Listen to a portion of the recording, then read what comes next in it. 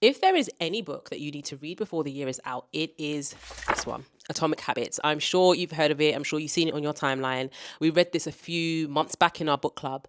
And honestly, it's very real, very practical about the process of transformation. The author talks about how winners and losers actually have the same goals, and that the things that differentiate them are the actions that they take and the habits that they have. In other words, intentions will only get you so far.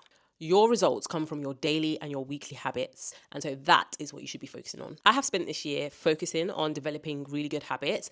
And one thing that I've learned is that it can actually be a little bit boring. Discipline is boring. It's the same thing over and over and over again. But this book actually teaches you how to make it both easy and interesting so that you're more likely to stick to it long term. The author also talks about how your habits will show on you in the long run.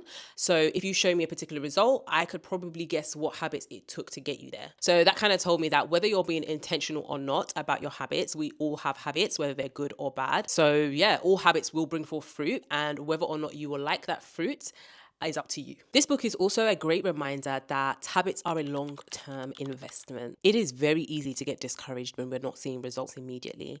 But like I always say, focus on the input, i.e. the habit, the actions that you're taking, over the output, which is the results that you're expecting. That way you're more likely to stick to it. Honestly, I can't do this book justice in a short video. The main gist of it is that we do not rise to the level of our goals, meaning if you set an amazing goal, that doesn't necessarily mean that you're going to achieve it, but instead that we fall to the level of our habits, meaning that your habits is what can trip you up if you don't get them in check. Take this as your invitation to join our book club, which sits within the Fruitful Woman community. Honestly, without the accountability, the discussions that came along reading this book alongside that community, I'm not sure I would have finished it. So definitely join, comment book club below, and I will personally send you the link to get you signed up.